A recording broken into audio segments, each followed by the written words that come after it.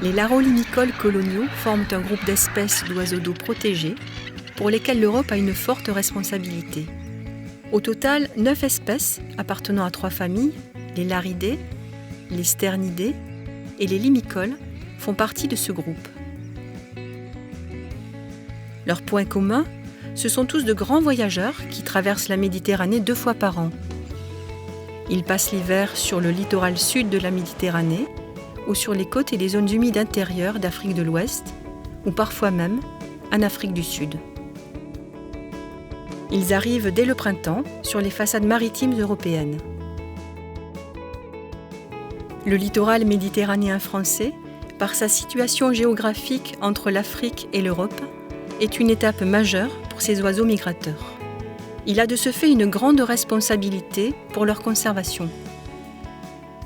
En effet, pour certaines espèces comme le goéland railleur, le goéland dodoin et la sternancelle, ils constituent leur unique lieu de nidification en France.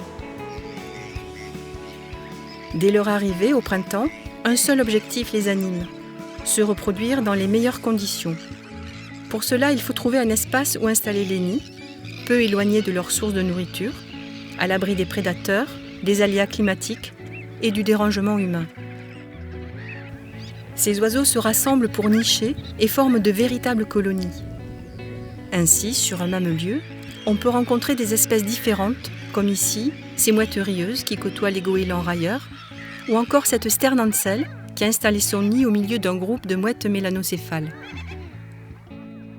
De véritables stratégies sont mises en place pour cohabiter sans se gêner et sans rentrer en compétition, notamment pour l'alimentation. Selon leur taille, ils parcourent des distances plus ou moins éloignées de leur nid pour pêcher. Ainsi, la plus petite des sternes, la sterne naine, ne s'éloigne pas plus de 5 km, car elle ramène les poissons un par un, effectuant d'incessants allers-retours vers le nid, alors que la sterne kojek peut aller pêcher jusqu'à 20 km de la colonie. Ils ont des régimes alimentaires et des techniques de nourrissage différents. La mouette rieuse et la mouette mélanocéphale prélèvent invertébrés aquatiques et terrestres qu'elles stockent dans leur jabot et les régurgitent directement au nid. Les sternes naines, pierre-garin ou kojek consomment des petits poissons et crustacés. Les avocettes amènent leurs poussins dès l'éclosion vers les secteurs de vasières où elles extraient avec leur bec en forme de sabre, vers de vase, crustacés et insectes. Enfin, ces oiseaux choisissent différentes zones d'alimentation. Certaines espèces, comme les mouettes et la sternancelle, privilégient les marais, rizières et prairies humides à l'intérieur des terres. D'autres, comme l'avocette élégante et le goéland railleur, préfèrent pêcher sur les lagunes ou les salins. D'autres encore, comme la sterne kojek et le goéland dodoin, sont exclusifs. La mer pour unique lieu de pêche. Les larolimicoles nichent au sol, ce qui les rend vulnérables. Les œufs sont posés à même le sable. Une petite cuvette creusée, parfois quelques branches font usage de nid. Attention, car si ce mimétisme leur permet de se fondre dans le milieu naturel, se faisant discrets aux yeux des prédateurs, ils le sont aussi pour les pieds des promeneurs, qui risquent de les écraser. Les îlots, que l'on trouve dans les marais, les lagunes et les salins, mais aussi les arrière-plages pour la sterne naine, ont leur préférence. Ces lieux sont essentiels pour leur conservation. Suffisamment distants de la berge, la lame d'eau qui sépare ces îlots de la terre leur offre une protection contre l'intrusion des prédateurs terrestres comme le renard, les chiens ou les sangliers. Cependant, ces îlots, qui les protègent des agresseurs, peuvent être noyés lors des tempêtes et mettre en danger, voire en péril, la colonie. Ces espèces nomades sont peu fidèles à leur site de nidification et d'une année sur l'autre déplacent leur colonie. Elles ont besoin d'un territoire vaste sur le pourtour de la façade méditerranéenne française. Les larolimicoles coloniaux sont en difficulté, tant en France qu'en Europe, où ils sont classés parmi les espèces vulnérables. En cause, des conditions défavorables qui diminuent le nombre de sites où installer leurs colonies.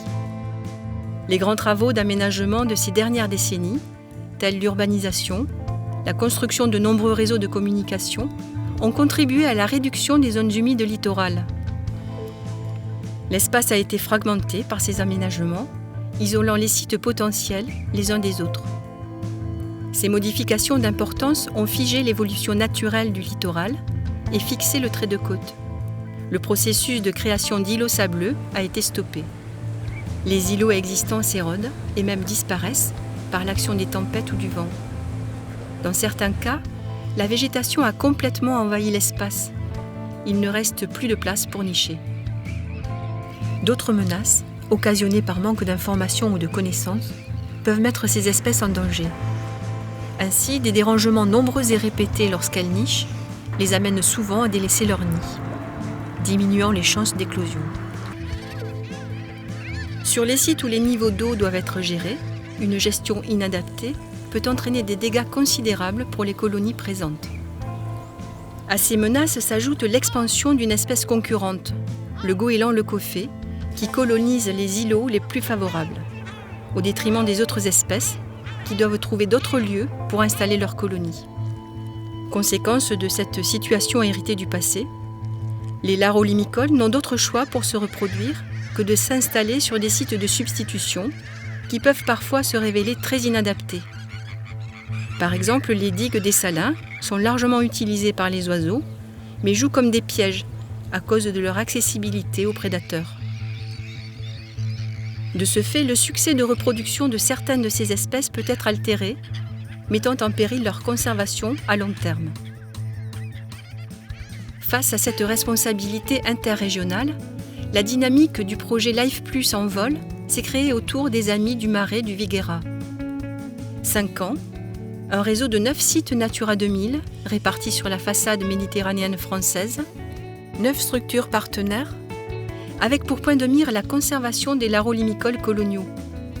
Le projet Life Plus en vol s'appuie sur les compétences multiples et partagées des gestionnaires du littoral méditerranéen français. Augmenter le nombre de sites de nidification sur l'ensemble du littoral méditerranéen français constitue le cœur de ce projet d'envergure.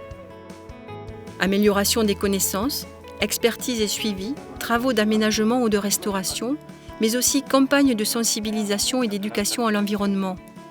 Autant d'actions pour lui donner vie et renforcer la mise en réseau des gestionnaires de ces espaces littoraux. La création d'îlots ou la construction de radeaux est le point essentiel de ce projet. Ces actions permettent d'offrir un réseau de sites disponibles sur la façade nord de la Méditerranée. Toute une batterie de tests et d'études est nécessaire avant le démarrage des travaux. Analyse de la salinité de l'eau, relevés topographiques, études bathymétriques, analyse de l'importance du sol, qui permettent de définir l'emplacement optimal des îlots. Pour que ces îlots soient les plus attractifs et efficaces en période de nidification, il faut que le niveau d'eau soit suffisamment haut pour éviter toute prédation terrestre et suffisamment bas pour que la surface émergée soit assez importante pour accueillir les colonies. Les salins, avec leurs systèmes hydrauliques qui assurent la marche de l'eau, sont les plus favorables pour accueillir les nouveaux îlots. Sur ces sites industriels, qu'ils soient en activité ou pas, les gestionnaires bénéficient de ces ouvrages, dont certains doivent être restaurés ou consolidés. Ils peuvent ensuite assurer une gestion fine et adaptée des niveaux d'eau en période de nidification. Sur les sites où la gestion des niveaux d'eau n'est pas possible, ce sont des radeaux posés avant la période de nidification qui remplaceront les îlots. Installés sur des secteurs favorables par leur situation géographique et bénéficiant de protection par leur statut, comme des réserves naturelles ou encore des domaines privés, ces radeaux, construits sur place, seront enlevés hors période de nidification. Les 9 partenaires du projet, mais aussi les gestionnaires de ces espaces littoraux méditerranéens français, sont animés par une certitude commune. La conservation des larolimicoles coloniaux ne peut se restreindre à quelques lieux aménagés, mais nécessite un maillage de sites disponibles sur le long terme et sur l'ensemble du pourtour méditerranéen français. C'est ensemble et dans la concertation que cette tâche, impulsée par des programmes tels le Life Plus en vol, doit se développer dans l'espace et dans le temps.